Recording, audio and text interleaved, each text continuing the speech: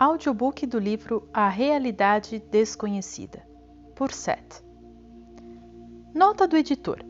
Para que o leitor não pense que Jane Roberts era somente um canal para Seth, entre as publicações de Seth Speak e este volume A Realidade Desconhecida, Jane Roberts publicou The Education of the Oversoul 7, Adventures and Conscience, A Introduction to Aspect Psychology, Dialogues of the Soul and Mortal Self in Time, and Physics Politics. Embora seja uma perfeita escritora em ficção e não ficção, eu acredito que seu maior gênio criativo manifestou-se na sua poesia. A Realidade Desconhecida começa com um poema escrito em 1952, quando ela tinha 23 anos. O seu marido Robert F. Butts faz uma observação. Até mesmo neste trabalho imaturo que ela produziu 11 anos antes de iniciar o material de Seth, a sua natureza mística estava afirmando seu conhecimento inato. Início do poema. Verão é inverno. Hoje é amanhã e o presente passado. Nada existe e tudo vai durar. Não há nenhum começo, não houve nenhum final. Nenhuma profundidade para cair, nenhuma altura para subir.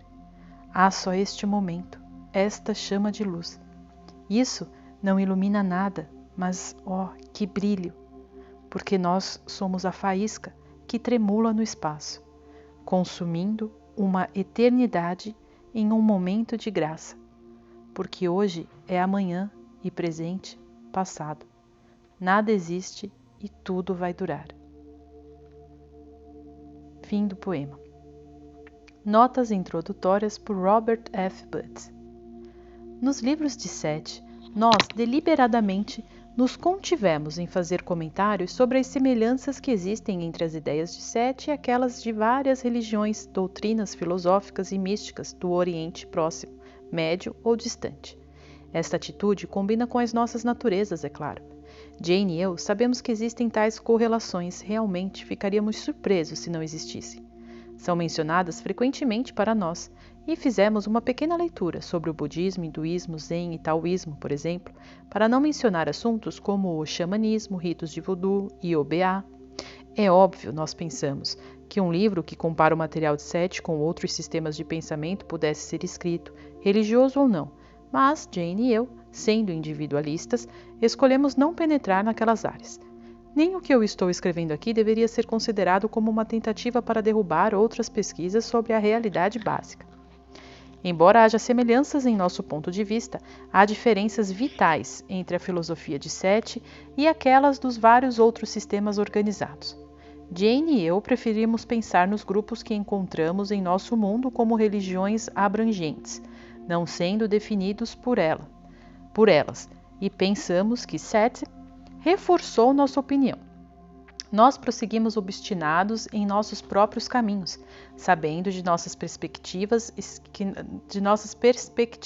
que estão arraigadas nas tradições ocidentais do mundo, mas também sabendo que existem em toda parte ao nosso redor numerosas filosofias ou sistemas, alguns deles com muitos séculos de idade, que a raça humana criou para ajudar a explicar a realidade. Mesmo assim, nós não sentimos nenhuma compulsão para saber os detalhes mais profundos digamos, do sufismo ou brahmaísmo. Entre parênteses aqui, como analogia, frequentemente comparo a vida oriental e ocidental e o pensamento com os hemisférios direito e esquerdo do cérebro, pois eles estão separados, contudo, unidos. Cada metade executa funções que se complementam. Algumas vezes, um sobrepõe-se ao outro, mas juntos operam como um todo. Fecha parênteses. Nós não gostamos da ideia do nirvana do budismo e hinduísmo, que pede a extinção da consciência individual e sua absorção em um espírito supremo, normalmente depois de uma série de vidas. E contestamos a ideia de que a natureza, em termos de tempo linear, tem todas as coisas tão organizadas que o indivíduo tem que pagar uma dívida kármica em uma vida como o resultado das ações de uma vida anterior. Por que a natureza deveria castigar algo se ela não castiga nenhuma coisa? Nós preferimos conceitos diferentes daqueles de Seth que são tão bons quanto os nossos sobre a natureza inviolável da consciência individual, antes, durante e depois da existência física em termos simples, e se alguma teoria de reencarnação está ou não envolvida. pode ser bastante natural para nós, no Ocidente, não desfrutar da ideia de abandonar nossas naturezas individuais na morte física, mesmo se pudermos entender intelectualmente, por exemplo, na lição budista, que a alegria perfeita pode ser encontrada na entrega eventual e feliz do eu ao Espírito Supremo. Embora eu faça uma observação com um pouco de humor, eu pessoalmente ainda tenho que saber como o eu que se entrega sabe se já acabou, se ele está completamente absorvido. Estou mais inclinado em concordar com o que o Sete nos contou na seção 590, no capítulo 22 de Sete Speaks. Você não está predestinado a se dissolver em tudo o que é. Os aspectos da sua personalidade, como são entendidos agora, serão retidos. Tudo o que é o criador da individualidade, não os meios de sua destruição. E sempre que eu leio sobre os conceitos orientais convencionais sobre o Espírito Supremo, eu me lembro do que Sete disse na seção 596, no apêndice do Sete Speaks. Eu usei o termo expansão da consciência em lugar da frequente expressão consciência cósmica, porque a última implica em uma experiência de proporções não disponíveis para a humanidade neste momento, e intensas expansões da consciência através de contrastes para o seu estado normal podem parecer cósmicas, mas elas apenas indicam aquelas possibilidades da consciência que estão disponíveis a você no momento, mas não chegam nem aos pés de uma verdadeira consciência cósmica. Prefácio por Seth. Há uma realidade desconhecida, entre aspas, como determinei. Eu e você somos parte dela.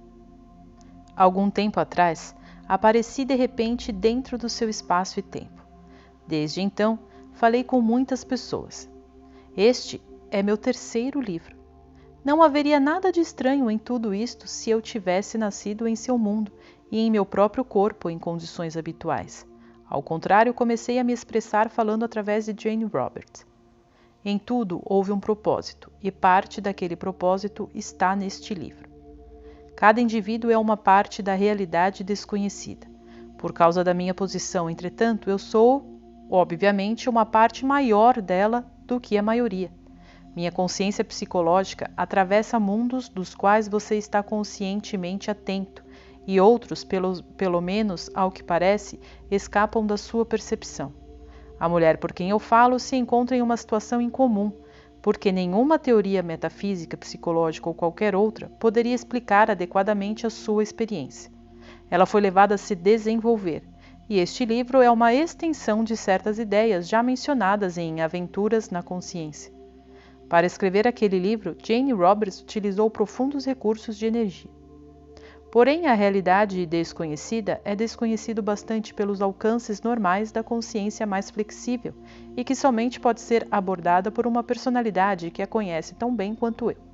Porém, uma vez expressada, pode ser compreendida. Um dos meus propósitos foi fazer desta realidade desconhecida uma realidade conscientemente conhecida. O homem pensou uma vez, falando historicamente, que existia apenas um mundo. Agora ele pensa diferente, mas ainda se agarra à ideia de um Deus, um eu e um corpo através do qual pode se expressar. Existe um Deus, mas dentro dele existem muitos. Existe um eu, mas dentro daquele eu existem muitos. Existe um corpo e em um tempo, mas o eu tem outros corpos em outros tempos. Todos os tempos existem simultaneamente. Falando historicamente, a humanidade escolheu uma certa linha de desenvolvimento onde especializou a sua consciência, focalizando nos pormenores da experiência. Como sempre foi essencial, psicológica e biologicamente falando, haveria a possibilidade de uma mudança naquele padrão, uma alteração que efetivamente levasse a raça para respirar outros ares. Porém, tal desenvolvimento necessitaria uma ampliação de conceitos sobre o eu, em primeiro lugar, e uma maior compreensão do potencial humano. A consciência humana está agora em um estágio onde aquele desenvolvimento não só é possível, mas necessário se a raça quiser alcançar sua maior realização. A experiência de Jane Roberts, até certo ponto, sugere a natureza multidimensional da psique humana e fornece provas sobre as habilidades que dormem dentro de cada indivíduo.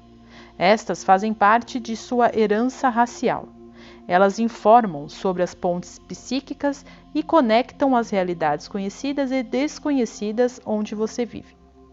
Enquanto você tiver conceitos altamente limitados sobre a natureza do eu, você não pode entender como ser uma divindade multidimensional ou uma realidade universal onde toda a consciência é única, inviolável, e ainda formar infinitos gestaltos de organização e significado. Em meus outros livros, usei muitas ideias aceitas como um trampolim para conduzir os leitores a outros níveis de compreensão. Aqui eu desejo esclarecer que este livro iniciará uma viagem onde o habitual parecerá ficar para trás. Mesmo quando eu terminar, espero que você descubra que a realidade conhecida é até mesmo mais preciosa, mais real, porque você a encontrará iluminada por dentro e por fora pela rica estrutura da realidade desconhecida, surgindo agora por porções mais íntimas da vida diária.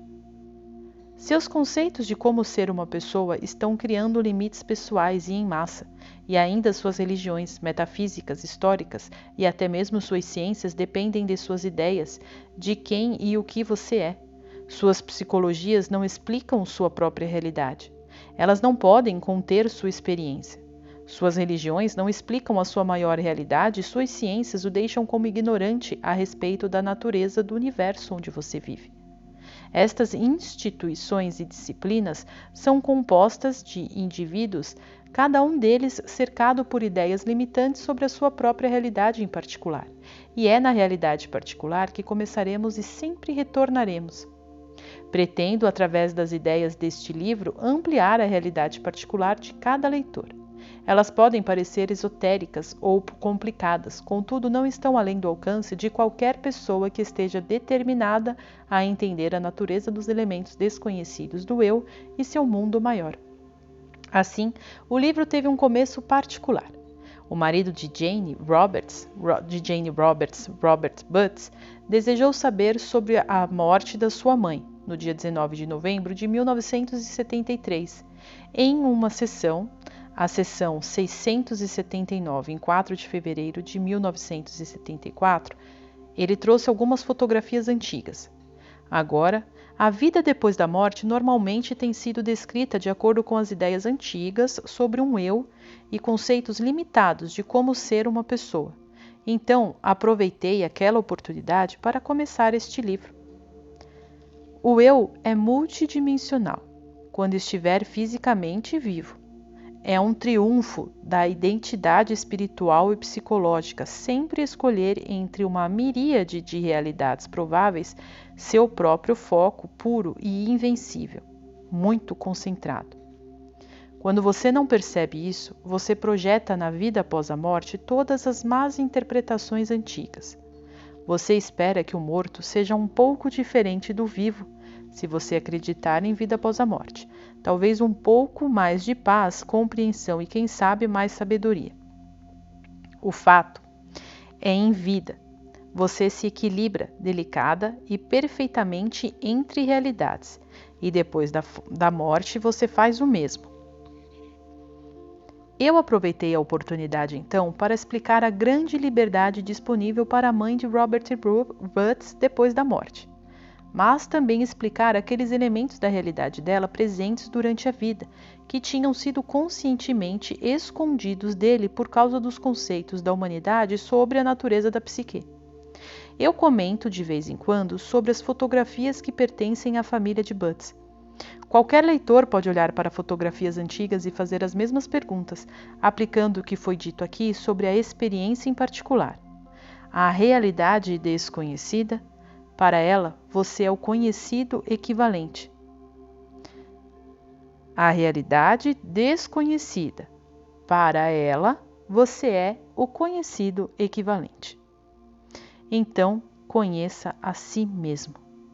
Sua consciência se expandirá quando você estiver familiarizado com estas ideias.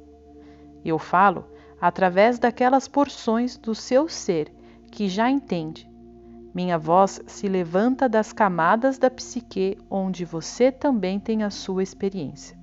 Então, escute seu próprio conhecimento. Fim do prefácio.